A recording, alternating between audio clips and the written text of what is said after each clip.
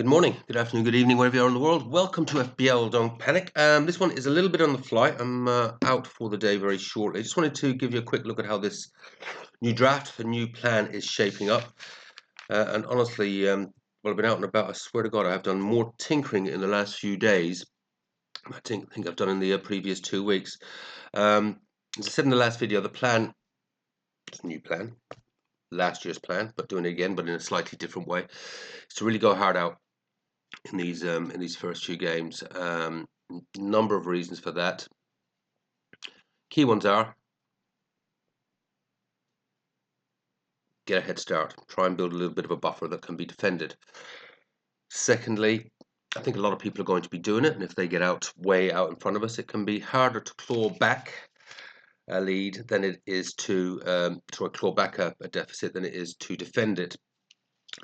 But key amongst there, with I think with using that free hit early, using that wild card early, and I'm thinking it's as I look at this, it's going to probably be around game week 4. Potentially, I'd like to draw it out to 5, just so that little bit more data goes very, very much back to what I said a couple of days ago. These new defensive bonus points, it's going to change the game. It really is. The more analysis I've done around it, and you really sort of realise there's just going to be players that we haven't even thought about. There's midfielders that we never would have entered our thoughts before. They are suddenly going to be clocking up regular 5 and 6 and 7 points, I think. And we're not going to know who they're going to be, or fully how this new bonus point system is going to affect us for a few games. But by getting out ahead of the curve, seeing what the pattern is, getting that early wild card out, I think we can get a little bit ahead of the game. Now, I can't be sure on that. I'm not asking you all to follow me over the cliff like lemmings. Obviously you play your own game and your own strategy, but I see that a few of you, even as I was thinking about, were already thinking about a similar strategy to this anyway. So yeah, bear with me, as I say, while I work sort of through it all. And of course, we do have the 5 rolling transfers. So, I don't think it's that. We've only got the 1 chip this first half of the season. We've got double chips, but we're only going to be playing on single game weeks. I really think it is not a crazy strategy at all, as I say, particularly if we can see those early patterns and then get that wild card in 4 or 5 when others are sort of hanging out till 10 or 12. Because if you do that wild card in 4 or 5 anyways, that should see you through rolling a few weeks anyways. Hope ideally for 4 or 5 weeks, and that gets you sort of to that sort of 8, 9, 10 anyways, where you probably would have been thinking of playing your wild card. And if you've got those 5 transfers, then that maybe sees you through again till maybe 14 or 15, maybe a little tweak here and there, but build up a few more transfers, then do a big bunch more transfers, and then you get your 5 transfers again, obviously, for the Africa Cup, where you get 5 free transfers again. So I think this can be planned out fairly well. So doing that very early wild card isn't detrimental, but by doing sort of that early free hit, and maybe even that triple captain, as I'm a little think about in my case, just build up that bit of a buffer, build the lead, get out ahead of the field. This is where my draft's at. It's by no means finished. I've been tweaking a lot with this. You'll see that. Let's come through some of the options here. I'm going against one of the things I said to do is not really worry about the bench boost. This is not a bench boost team for game 1. It's actually a bench boost team for game week 3. So at the moment I've got Sells and Kelleher in goals. This actually doesn't look bad at all. I've got Sells and Kelleher at the moment, which gives me a very strong keeper there. FPL Hub here is given this a pretty high points prediction at 63. I haven't run this through my own spreadsheet yet. I'm not too sure there's too much point until I've actually finalised it, or I'll be driving myself nuts spreadsheeting every 5 minutes. Sells, Kelleher on the bench. Doesn't look too bad. Obviously, both got good fixtures, but I think we'd go with Sells and goal on this one.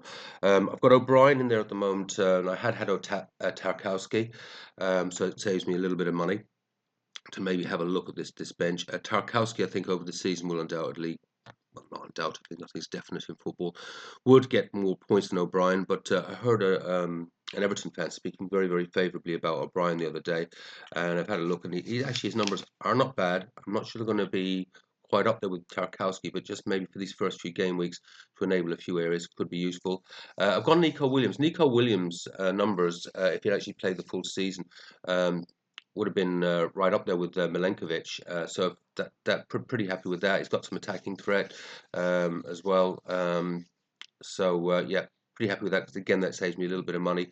And on Van der Ven at the moment, obviously a very favourable home fixture to Burnley. Would I like Porro? Yes, I would, but not unhappy with that for targeting the Burnley fixture. I've gone back to Johnson. I don't see too many. Is there something wrong with Johnson? Am I the only one that likes Johnson? So I've just got a gut feel he's going to do really well in this fixture. It's the sort of fixture, he's got that little flat track bully thing about him, Johnson. I think given the with Son going, the Maddison injury, I think his minutes should be reasonably secure. I'll keep an eye on that in the next friendly coming up, which I'm sure we'll all be doing this week. It's really important, I think, to keep an eye on those friendlies.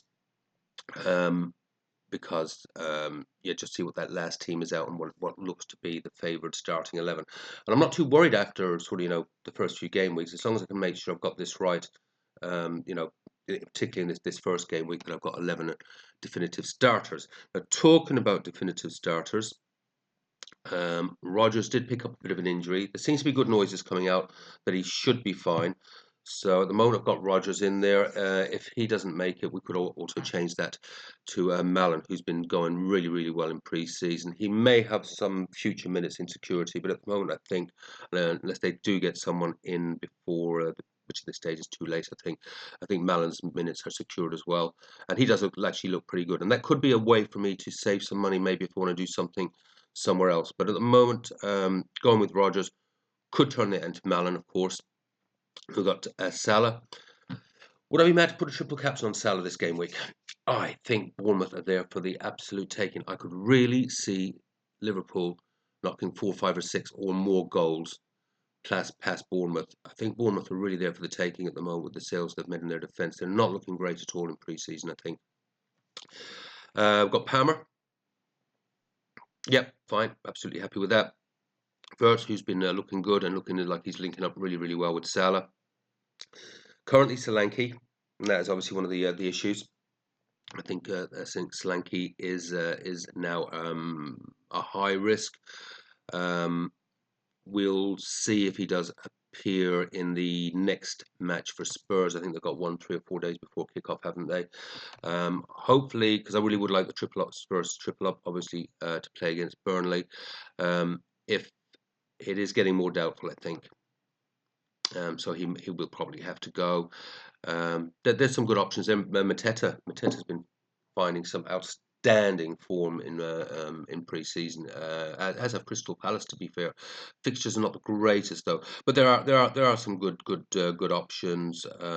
Would it be just time for just a pretty decent home fixture? And Chris Wood could also, very easy as I said, Sells could easily go down to a Verbruggen. I've got a nice keeper double up there that still actually looks okay for my potential bench boost in game week 3, and that would give me enough to just bring Bowen. So I've got quite a few options there. But as a team going out, pretty much all home fixtures. Apart from Everton, but that's against a promoted side. That's pretty tasty, I think. It's not bad. And you look at that bench. We've got Maguire, who looks as though he could be. Well, I think it's confirmed now going to Sunderland. So keep an eye on that now. So that's Sunderland, and then I've got Dorgu and Yara. Now, what the hell am I doing with a couple of Manchester United defenders on my bench?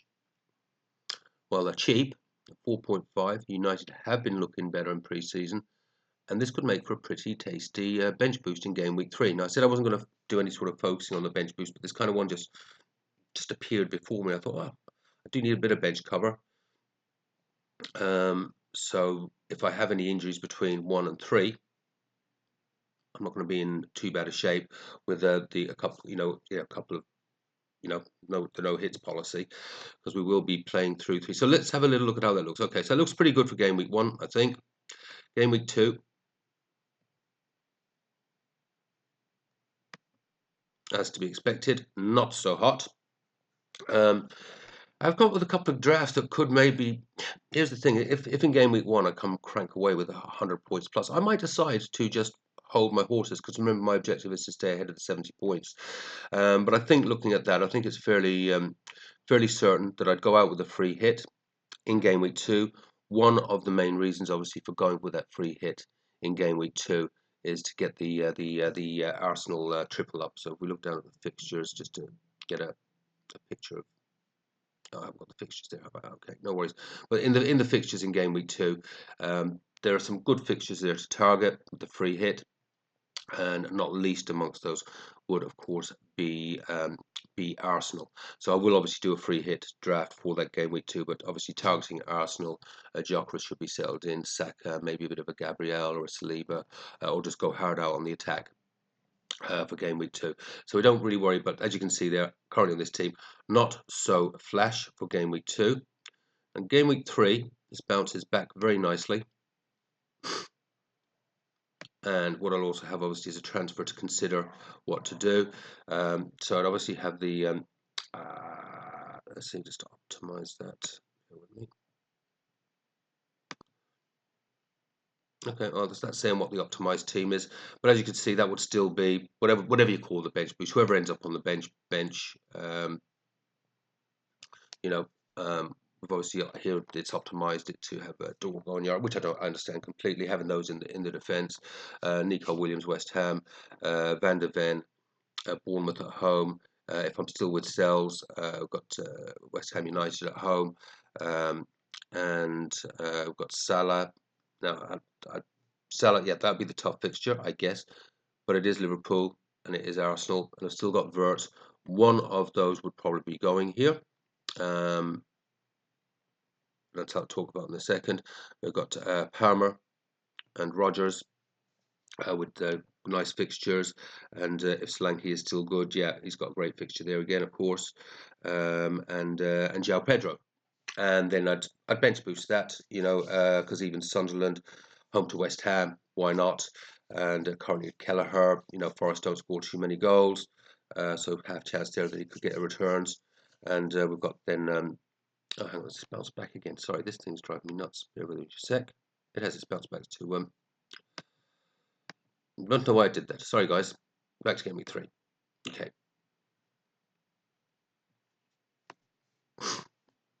And then, yeah, that's a pretty decent bench boost. And we'd have Sunderland home to Brentford. So it's not too bad. It's not too bad. I mean, it's a throwaway. And I may decide against it and actually put more money just back into the team. There are plenty of areas where I can actually save some money in the team. As I said, I could actually turn Sells, into Verbruggen or someone like that. It's actually not a bad rotation at all for these game weeks and decent fixtures. Because one of the things I will certainly want to do in game week 3, regardless of bench boosting or not, is probably to turn Wirtz, maybe even Salah if Wirtz is showing the better form, into Bruno Fernandes. Looking at Bruno Fernandes' numbers, I'm actually wondering, do I even try and get him into game week 1? United's attack is going to be better this year. I mean, it couldn't be any worse than last year. But looking at, we've got Sesko now. I'm waiting for his price. I mean, Solanke could become Sesko. I'm waiting on Sesko's price. Solanke could become Sesko for this fixture. We're waiting his price for the game week 3. We'll see. As I said, there's so many connotations of what I can do here. It's actually starting to drive me slightly fucking mad, to be honest with you. So I want to actually put this aside for a day. Let this just rest. This is not a bad bus team if all else failed and I got hit by a bus tomorrow and this is the team that went out. I do think there'll be quite a few tweaks. It's more to create that sort of picture. Really decent team going out game week 1. Potentially even play that triple captain. Free hit in 2. Come back to this really decent looking team in game week 3. Tweak here and there. Bruno, Sesko, something like that. Again, good targeting of fixtures. And then, as I say, at that stage, we'll have a lot more data. We're going to have a lot more data then. And we will start to get a picture. And this is the thing for me. It really is the thing for me. How are these defensive bonus points, DEFCON? How is that actually affecting things? Because then we get to game week 4. This team comes out. Again, you know, see just the points projections, they're terrible. Yeah, it is time for DEFCON 4. And we do wildcard, and we set this team up. And as I said, I've been running in the spreadsheet. I'll really be able to see the players that are coming through. Whether, you know, as I expect, we're going to see defenders, you know, pretty much churning out a 4 and a 5 point, uh, 5 points averages week after week. And that we need to actually, you know, get those players in. Which midfielders? I mean, I've got a hunch about. I mean, to be fair, it's not a hunch. I've seen someone else mention it, and then I looked into his numbers. Anderson at Notts Forest, he could be a beast. What the hell thinks about Anderson at Notts Forest? It's on set pieces. Hits that 12 defensive actions pretty much week after week. Occasional attacking return. Forest have barely conceded any goals in pre-season, so if they take that into the season as well, the defence is looking pretty good. Again, you know, you've got a 5.5 midfielder there, 6 points a week. That's crazy. That's crazy. It's changing the game. It's going to change the game. So listen, this was a little bit waffly. I just wanted to at least show you my thinking around this. An early-ish draft. I think there's going to be quite a few tweaks to this, even now, particularly obviously because there's potential issues with Rodgers and Solanke. So I'm going to keep a close eye on that as to what I might do. So this is just to give you sort of a feel. I'm not too far off the mark, but I think there'll be a few more changes between now and deadline. So let that one rest with you. I'll continue tweaking. You continue thinking. Any suggestions for players in the comments? Always happy, you know me. Always happy for suggestions. Where are you thinking of going? As I said, no, a few of you are thinking about something similar to this. And a few of you probably think we're quite mad. But I am actually seeing a growing movement towards doing something like this from one or two of the other content providers, starting to it's coming into their thinking. Now, whether they do it or not, don't know. But it is a movement that is getting a little bit of validation from one or two out there. So let me know what you think in the comments. League code is there if you want to join the code. So do remember, if you have not joined the league before deadline, you probably won't get in unless I give you special dispensation, because I do want to cut it off on deadline so it's fair right across the season for everyone. And as I say, we'll do we'll have the weekly Bishop Brennan Cup Award for the highest point scorer. We've got the T-shirt prize for the best team name. As I said, there's some really good ones in there at the moment. And of course, the end of the season, we'll have the winner. And one of the things I do regularly, as I say, when we do the Bishop Brennan, is I look at the teams in our league, in our league that are doing really, really well. See if we can get a few learns from it, because we're here to learn from each other, folks. The thing I'd love to see is our little league. We've got about 55, 56 in there at the moment. See, that's like one of the highest averaging leagues, you know, across the competition. We had a few great weeks last year because everyone was sort of helping each other, giving great advice. So I'd love to see that happen again, but on an even higher level. Right, that's it for now. I have waffled on long enough. Have fun. This dog needs walking. Hello. Yeah, dogs need walking. Have fun. Play your own game. Don't panic. I will try and be back in the next day or so with a further refinement on this, and it's sort of pumped into the spreadsheet so you can see how it sort of plays out points wise. This dog needs walking. I'll see you soon. Bye bye.